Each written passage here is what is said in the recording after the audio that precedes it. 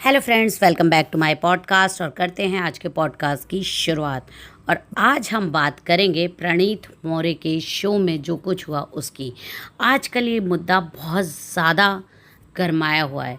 एक कॉमेडियन के तौर पे प्रणीत मौर्य पे पहले भी कई बार सवाल उठ चुके हैं। यहाँ तक कि जब वो बिग बॉस में गए थे तो सलमान खान ने और भी कई सेलिब्रिटीज़ ने प्रणीत मौर्य की कॉमेडी पर सवाल उठाए थे। और उसको सलमान ने यहाँ तक कहा था कि ये कॉमेडी नहीं है। उसके बाद कई दिनों से प्रणीत मौर्य के शो में कुछ ऐसी घटनाएं हो रही हैं, कुछ ऐसी कॉमेडी हो रही है जिस पर पूरी समाज ने उंगली उठानी शुरू कर दी है। अब प्रणीत मौर्य के शो में जो हुआ, क्या वो सिर्फ एक मजाक था या फिर रिस्पेक्ट की जमकर धज्जियां उड़ाई गई? एक डॉक्टर और एक बिरयानी वाले का वो इंसिडेंट सोशल मीडिया पर आग की तरह फैल रहा है। आज बात होगी एक बहुत बड़ी सीख की। चाहे औरत हो या मर्द, समाज में बराबर इज्जत पाने का सबको हक है। वीडियो एंड तक देखिएगा, क्योंकि आज इस मुद्दे पे हम सबको कटघरे में खड़ा करने वाले हैं। तो चलिए करते हैं इसकी शुरुआत। कॉमेडी के नाम पर किसी की डिग्निटी को ठेस पहुंचाना, क्या वाकई ये सही है?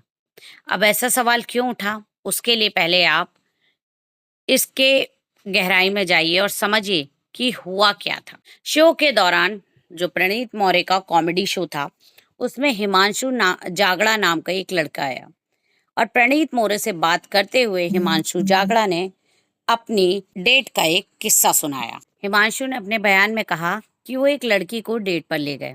वहां दोनों ने 370 रुपए की चिकन बिरयानी खाई और उसके बाद लड़की ने बोला, ठीक है, अब मैं अपने घर के लिए जाती हूँ। ये सुनकर हिमांशु जागड़ा को लगा कि अरे ऐसे कैसे, मैंने तो इन पर 370 रुपए इन्वेस्ट किए हैं, अब तो मैं इसे वसूल करूंगा।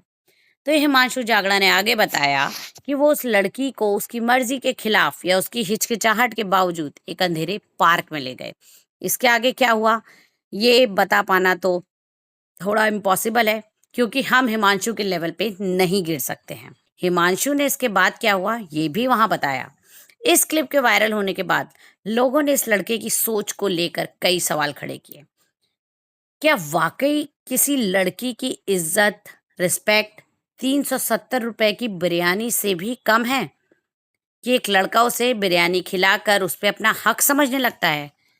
क्या वाकई में डेट पर जाने से आपको ये हक मिल जाता है कि आप उस लड़की के ऊपर अपना अधिकार समझने लगें? या अगर कोई लड़की आपके साथ डेट पर गई है तो क्या उस डेट का मतलब यही होता है कि आप उसको फिजिकली टच करने का हक रखते हैं? बिल्कुल नहीं। और यही विवाद इतना आगे बढ़ गया कि उस लड़की को कंपनी ने नौकरी तक से निकाल दिया।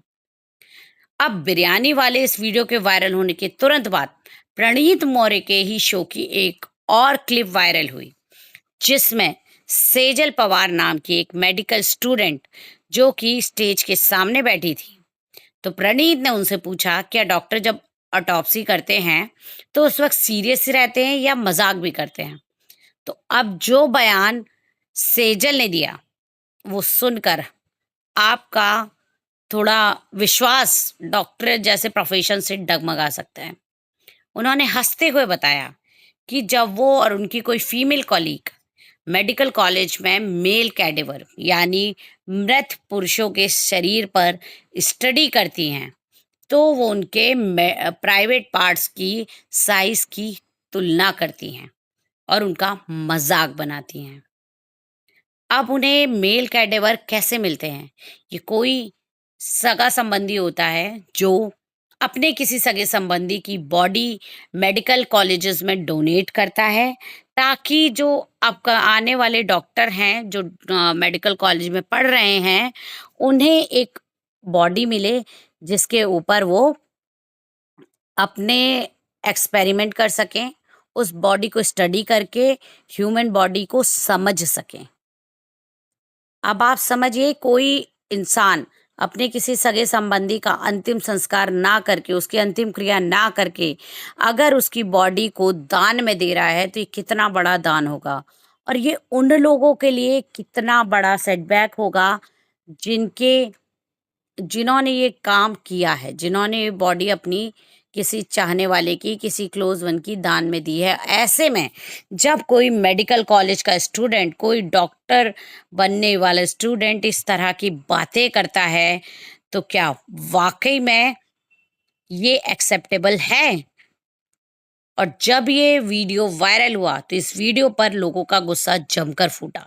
सोशल मीडिया पर यूजर्स ने कहा कि जो लोग अपनी बॉडी मेडिकल साइंस के लिए, पढ़ाई के लिए दान करते हैं, उनकी मौत के बाद इस तरह का मजाक उड़ाना मेडिकल एथिक्स के खिलाफ और बेहद संवेदनहीन है। कहानी यहीं नहीं रुकी। लोगों ने यहाँ तक सवाल उठाया कि अगर कोई मेडिकल स्टूडेंट इस तरह का बिहेव कर रहा है तो क्या वाकई एक डेड बॉडी के साथ इस तरह का बिहेव कर रहा है, तो वो जिंदा लोगों के साथ, जिंदा लोगों की सर्जरी में, जिंदा लोगों के ट्रीटमेंट के टाइम उनके साथ कैसा बिहेव करते होंगे? ये वाकई बहुत चौंकाने वाला है, क्योंकि ये जो बयान है, ये हमारा स्तर कॉमेडी का इस तरह गिर चुका है कि हम कॉमेडी के नाम पर कुछ भी करने बैठे हैं, हम कुछ भी कहने बैठे हैं, और ना हमें कोई रोकने वाला है, ना हमें कोई टोकने वाला है। इन सब बातों के पीछे ये यंग जनरेशन या यो जो अपकमिंग जेनजी जनरेशन है, इनकी लैंग्वेज, इनकी सोच, इनका जो नजरिया है, ये इतना खराब हो चुका है।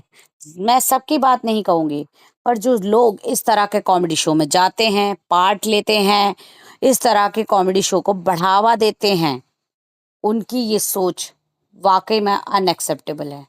और अब हमें ज़रूरत है अपने बच्चों को संस्कार का पाठ पढ़ाने की, उनको इस तरह की परवरिश देने की कि वो इस तरह के बयान देना तो दूर, इस तरह की चीज़ों के बारे में सोचना भी बंद कर दें।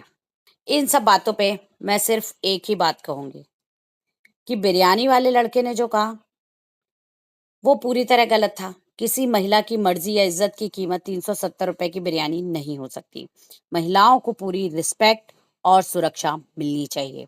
वहीं दूसरी तरफ इस फीमेल डॉक्टर ने जो कहा वो भी उतना ही गलत और संवेदनहीन था।